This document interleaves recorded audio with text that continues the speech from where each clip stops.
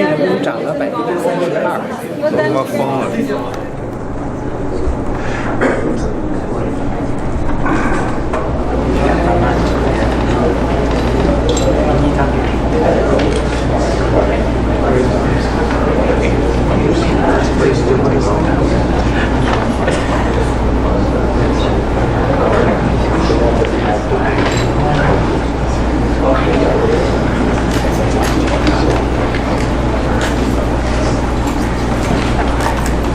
！Stupid like that.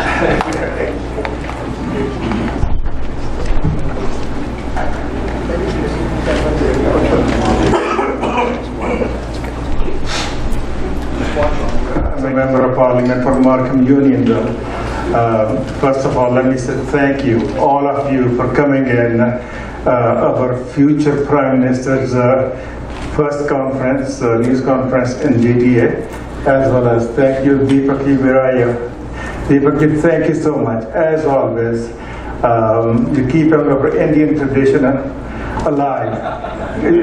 One of the best hosts in GTA, and thank you from the bottom of my heart, and as well as from the CPC, Conservative Party of Canada. We are here for our first news conference in GTA, and let me put it this way. I was given 3 pages to introduce my good friend and the future Prime Minister of this country, Andrew Scheer. Let me say something about Andrew. I personally know him for a number of years now. He is something like us, the family man you can always trust. You can look in his eye, this is what I need, that's what you get. Nothing fancy, no showmanship. This is why I supported Andrew from the very first day. Work ethics, honesty, dignity, and many all those ordinary people do. This is what we get in our future Prime Ministers. Born in Ontario, educated in Ontario as well as Quebec. Member of Parliament from Saskatchewan. Actually, when Andrew met the wife, got married, and ended up in Saskatchewan, it's the Member of Parliament for 11 years, Deputy Speaker for 2.5 years, Speaker for 4 years. Now is in opposition for the last 2 years. Without further ado, please welcome Andrew Scheer, the future Prime Minister of this country. Well, good afternoon, everyone. And first of all, thank you so much, Bob, for that very kind introduction. Bob was so supportive during the leadership campaign and really helped make introductions for me all over the GTA. And Bob's reputation, not just in his own riding, but across the entire region, is very well renowned, and he's held in high regard by so many people in so many different communities. And I think that's one of the testaments to not only Bob's type of work, but also the Conservative Party of Canada, that our values really do transcend just one demographic group, and people like Bob who can become well known in every type of community. I think it's a great testament to his work ethic and the approach that he takes to his community. I know how busy all of you are, and I want to allow for a lot of time for questions. But I just wanted to say that I'm here today in Toronto to start to lay out the fundamental principles that I believe should guide the Conservative Party of Canada going into the next election. And I want to thank all of you for the work that you do in helping bring public policy issues to different groups in the GTA and indeed across Canada, and you're a tremendous source of information for many different Canadians who come from different places around the world, and it's so great that we can speak with you today, and you can ask me questions about issues that are important to all Canadians, but maybe specifically to this region and different groups within the GTA. One of the things that I noticed during my travels across the country, and I did come to Toronto many, many times. My family is from Mississauga originally. I have, my mother was one of 9 children, so I have about 30 cousins all across the GTA into Oakville and Burlington even.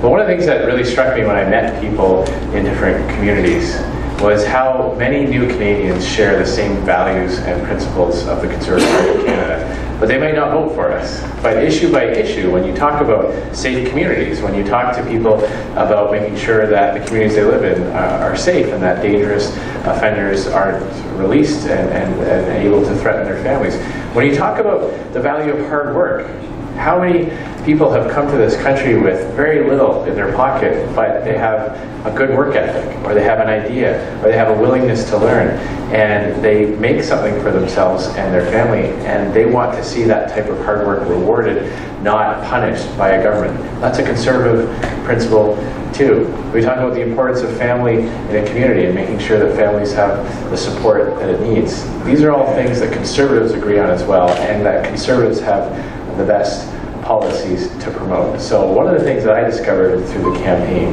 for leadership, and now that our caucus is united and working towards building a great team for the 2019 election, is that there are many, many people in Canada of all different backgrounds who are conservative, but they just don't know it yet. So it's our job to connect those dots, to put our policies forward in a way that resonates with people and shows them that it's conservative solutions that can improve the quality of life for all Canadians. And the one thing I want to say before I open up to questions is what we're seeing right now is a Liberal government that is leaving our children with a legacy of debt and deficits. And the reason why I get so worked up about this, and the reason why I think people here are interested in that as well, is because it's the exact opposite of the Canadian experience. Whether your family has been here for multiple generations, or whether you've arrived more recently and have just in the past few years come to see how wonderful Canada is, the Canadian experience for both people, many generations being here and more recently arrived new Canadians, is that we all sacrifice for ourselves today to create a better opportunity for our children. How many people do we know who started a business and in many cases live above the shop or behind the restaurant, and they scrimp and they save and they go without for themselves, and they take great pride when they watch their son or daughter graduate from university or college, and they know that their children were able to go on and get those opportunities because of the sacrifices they made for themselves. That's a value that is shared by all Canadians. I remember my parents telling me that the mark of success for them, the way that they would know that they did a good job as a parent, is when we had a better quality of life than they themselves did. And they would look upon that with great pride. And what the Liberals are doing is the exact opposite. They're borrowing money from our kids. It's worse than borrowing because they're not going to pay it back. Our kids are going to have to pay it back. So that's the type of message I want to bring to you today. There's a lot of issues that we can cover, but I just want to thank you all for being here. I'm happy to answer the questions. I'm happy to have an ongoing relationship with people in different ethnic media so that we can help address the concerns, hear the concerns, and work together towards the next election. So thanks very much. This is Badr Munir Chaudhary from ETL Pakistan, and last election, we did not get a school from single minority groups. Will you change some policies like by these communities? And I'm talking about especially Pakistan, where Well, I think we have to do a better job in keeping those relationships strong. And as I mentioned, there are a lot of policies and values that we share, but sometimes it was the presentation and the way we communicated them that created that separation. And so absolutely, that's one of the reasons why I'm here. That's one of the reasons why I want to spend the time on the ground, because I do believe there's still so much in common between so many different types of communities. We believe in religious freedom. We believe in tolerance. We believe in acceptance. We believe in the Conservative Party has always had one of the most diverse caucuses The first Muslim MP was a conservative. The first Filipino senator was a conservative. The first female cabinet minister. So the Conservative Party has always been about diversity and inclusion and acceptance, and we just need to make sure that we're always portraying that side of ourselves. If I can add something, if there was anything mistake was made, we're going to make it right. I work full time with the Muslim community, and we will make it right, guaranteed. Sir, I must say, you're reading the presidential Prime Minister. We started Equality newspaper from the first time the Prime Minister. Our track record, we have so many reasons to be proud of. We welcomed more new Canadians to our country than at any other time in our Canada's history. In fact, we did such a good job that even the Liberals have accepted our targets. And they've done that on a variety of things. I don't like to look in the rearview mirror. I like to look forward and say, okay, what do we need to do to improve relations, to get our message out, to listen to feedback from communities, that we can build a set of policies. When you look at how we weathered the global economic recession, we got back to balanced budgets without raising taxes. We created over 1 million net new jobs, invested in critical infrastructure. We helped people living in cities. We brought in a variety of policies that addressed day-to-day issues. And we had tremendous success with people like Jason Kenney, who forged those relationships between our government and different ethnic communities. So those are all the types of things I'm going to be working hard on. We're going to be developing a series of policies in the next few months, and I'd love to be able to come to the GTA, sit down and hear feedback and advice on what those policies should look like. He is making the difference. We are making the difference. We raised twice more money than the Liberal Party of Canada did. We had 260,000 membership. Never ever we had it in our history. Very good. A great example of where the Liberals allow their ideology to actually hurt the very people that they claim to. So, for example, in welcoming new refugees to Canada, they have drastically limited the private sponsorship program. And that is based on ideology alone, because with the private sponsorship program, you have private citizens or communities or groups who are willing to use their own resources and welcome those people. So it doesn't add extra burdens to the taxpayer or to government services. So to drastically limit that for ideological purposes is very cold-hearted, it's very mean-spirited, and it lacks compassion. We know that refugees who come here through a private sponsor system have better integration results, better economic opportunities, because there's more of a support. You can't pay a bureaucrat enough to do the types of things that volunteers and people in a community do out of the goodness of their heart, or because they're dealing with members of the same ethnic community or religious community. So absolutely increasing the ability for private citizens, for faith-based groups, for community groups to bring people over, gets them out of harm's way, reduces the backlogs, and actually works better than the government system. Made a first choice to have a second choice. They have me as their second choice. But that was all about the fact that a central theme in my leadership campaign was unity, keeping our caucus united, and making sure that every different kind of conservative feels like they have a home in our party. I think one of the reasons why I did so well as the voting continued is because a lot of different kinds of conservatives could feel comfortable under my leadership. When you talk about students who... Can I add something to that? Because when it comes to students, like a lot of students are coming, a lot of their parents back home are spending a lot of money in order to send them, and they come with a dream. And the problem is that they are, in order to keep them on track, nobody is doing anything about it. Yeah. That's what I see. Well, one of the things that and something I would like to expand and build upon is... I know that's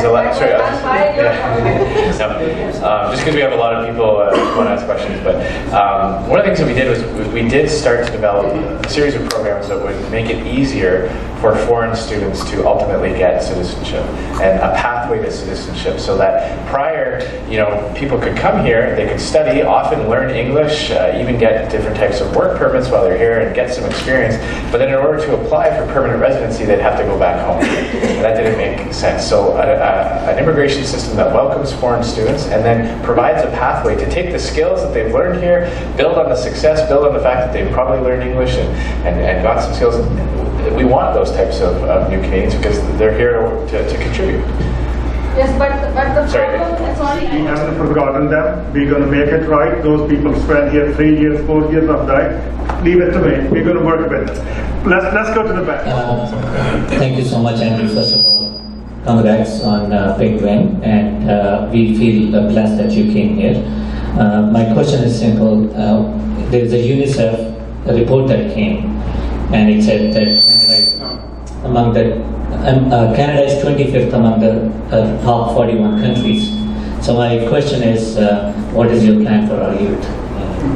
Well, we'll be unveiling a series of policies that help create opportunities for specifically young people, but of course all Canadians. It's no surprise to me when Liberal governments have been in power for a couple of years that we start to slide on some of these global indexes, because we know that the Liberal approach to raising taxes, to driving away investment, to more interference into the economy has poor results. So take for example, young people specifically. Right now, the Liberals are increasing payroll taxes. Now, we all in this room know a lot of people who own small businesses or have started a medium-sized family operation. When those payroll taxes go up, they have to make tough choices. Do they hire a new person? Do they cut back on shifts? The very first people to suffer when payroll taxes go up are young people and new entrants into the workforce, people who haven't yet acquired the skills to make them valuable enough to keep on. So it's the worst part of the Liberal policy is that they hurt the very people they claim to help. So some simple things, keeping payroll taxes low, creates opportunities for young people. We're also going to be doing things like bringing back some of the tax credits that made it a little bit more affordable to go to school, to take public transit. A lot of young people rely on public transit to get from Mississauga to work downtown or to get to school.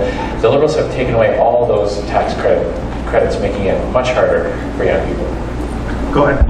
For the infrastructure bank, that yesterday we learned that even Minister Trudeau's own appointed senator suggests that the infrastructure bank should separate from the budget and to study further regarding for the risk for Canadians, because we're paying for this infrastructure bank. So what will you do to hold accountability for the Liberal government? So when you're going forward with the infrastructure bank, because right now we have with this in the midst of the NAFTA negotiation with the United States and Mexico, because right now the economy we're not sure with this infrastructure bank in the future, what's the harm going to bring to the Canadians?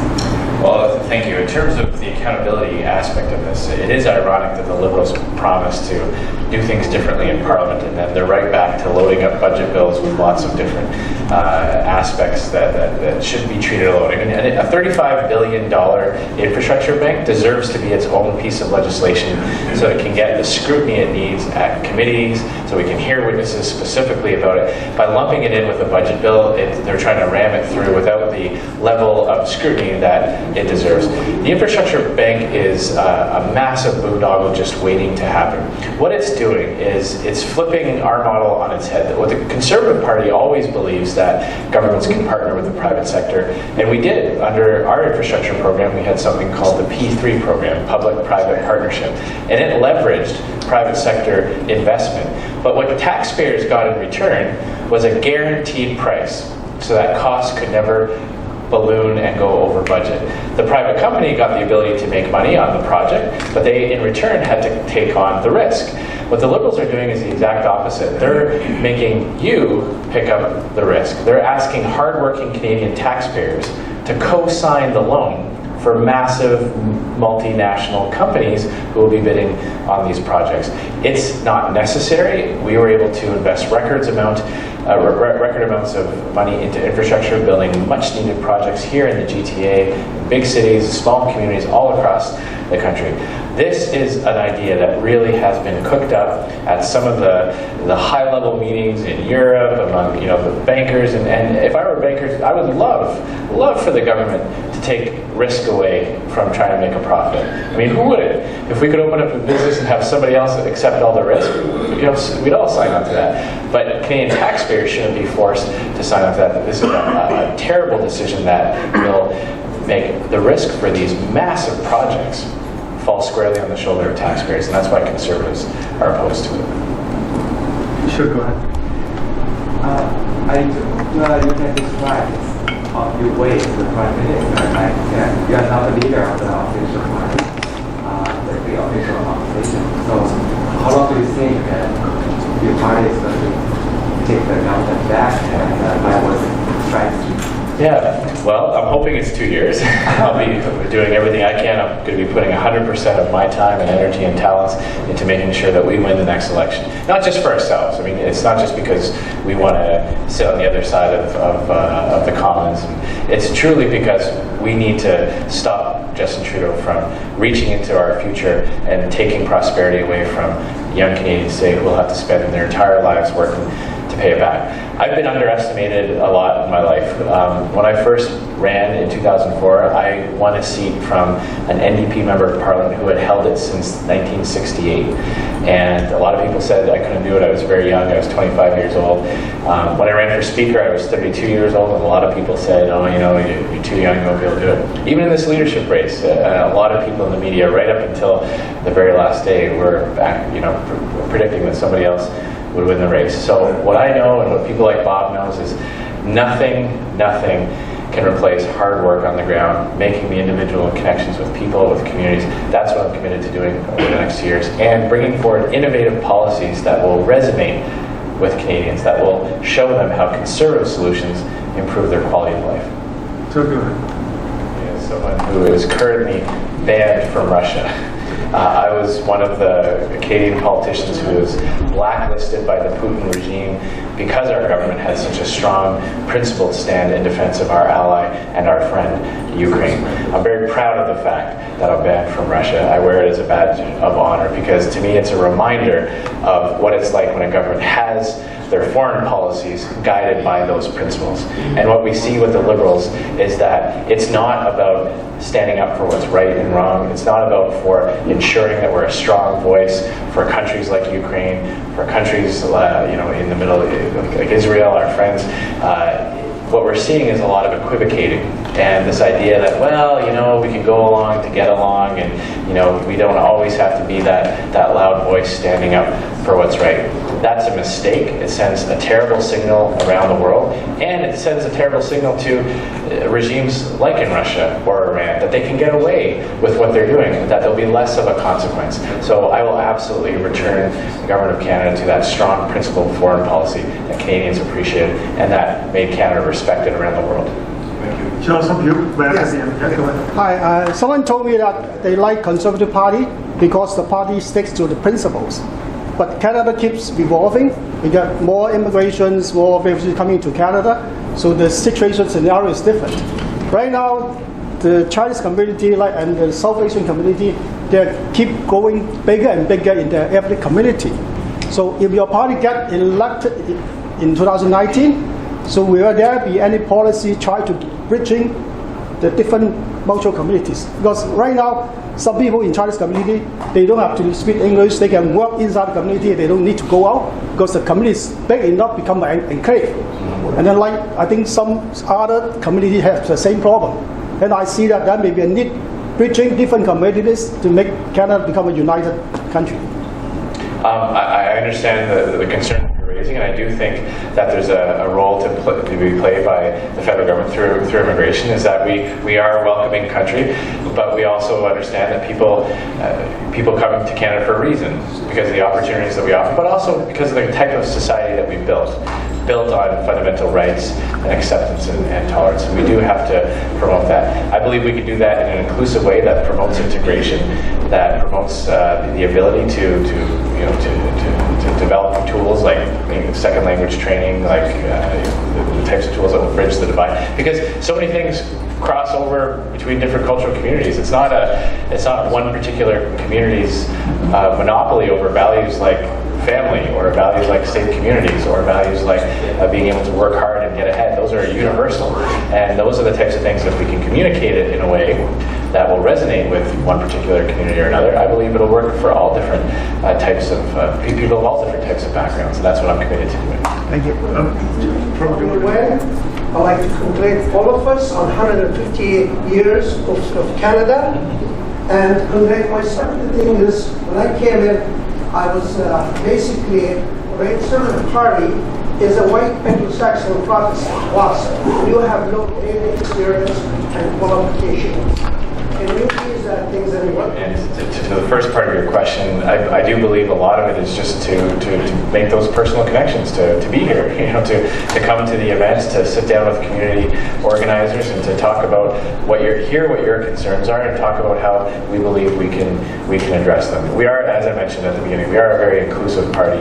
When you look at the very first, like I said, the first Muslim member of parliament was a conservative. The first Filipino senator was a conservative. We have a long list of firsts. It's another one of the lies of the left, that the most inclusive party.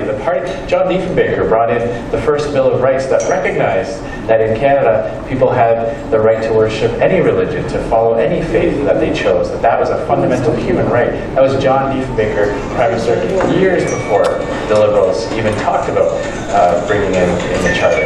And I believe it's important that we protect those kinds of institutions, those kind of the type of society we built, because let's face it, nobody ever moved to Canada for the weather. You didn't come here for the winters. You came here because of the type of society you can build a family in. So we have to preserve and protect and promote that. On the issue of foreign credentials, this is a huge issue that I believe the federal government needs to play a leadership role in addressing. There is a lot of economic opportunity lost because jobs go unfilled, and there are a lot of people here who are underemployed because they would be qualified for a much higher position or a job more closely related to their education, but they can't because they can't get their credentials recognized. And the federal government can play a role in addressing that. Two more. I do think there is an opportunity for Canada to establish an enhanced trading relationship with the UK. While the UK was in the European Union, they were prohibited from signing a trade deal with Canada, even though we have the same background, we have the same fundamental institutions, the same parliamentary system, the same rule of law, and the same head of state. We couldn't trade with the United Kingdom. Now that they are leaving, there's that opportunity that we can tap into that dynamic economy with so much in common with our own country. In terms of the movements that sometimes get attached to these political phenomena as we see in the United States and in the UK, I think the key is that there are a growing number of citizens in many different countries who feel that there's a disconnect between what the government is focused on and their quality of life. And they see a lot of the burden getting passed on, where they have to pay higher costs, where they have less secure employment, and they are losing faith in the idea that their children will have better opportunity than they will have. And that's what Conservatives can tap into in a positive way and avoid some of the negative connotations that sometimes get associated with those movements, because I'm firmly convinced that we can do that. In terms of Stephen Harper with a smile, it's something that I believe is a compliment, to look at the record of the previous government, keeping our party united, growing the economy, cutting taxes, balancing the budget, standing up for what's right around the world. If I can do all those things when I'm Prime Minister and keep this smile, then I'll have done a good job. That's a good thing. Yeah. Two small questions applied to 4 o'clock. Go ahead, please. Provincial piece of legislation, so I won't be able to address that specifically. I've been focusing on federal issues for the past little bit, but I can point to a couple of things I firmly believe in, and that is the role of as parents as first educators. That it's the responsibility of parents to raise their children, and they should have the freedom to pass on the values that they wish to raise their children. As a father of 5 myself, I believe very firmly in the rights of parents. One of my policies was to encourage school, make it a little bit easier for families to have options and choice when it comes to education, by providing a tax credit for parents who choose to send their children to an alternate school, so they can make sure that they're getting the very best education or the type of education that they as parents want. When it comes to international terrorism, this Liberal government is dangerously naive. We've seen them scale back our contribution to the fight against ISIS. When it comes to protecting our national security, I don't believe this Liberal government is engaged in it. I don't believe that they're serious about keeping Canada safe. I don't think that they believe it's as big of a problem as it is. There's 2 fronts. One is foreign funding of radical groups, money coming in from other countries to radicalize Canadians. We need to address that. We need to have programs in place to prevent that radicalization from happening, and we need to take the fight directly to terrorist organizations like ISIS. Those are 2 things that the Liberal government isn't doing, but both things that the Conservative government would do. when we form government in 2019. Thank you so much. We will make sure Andrew is available once a month in this area because of the time situation. We have to cut it. If I can add one thing, thank you so much. Thank We have some pictures on here. Thank you. Prime Minister. Have a good time. Yes. Take care. Yeah. I'm fine. I just don't know. Yeah.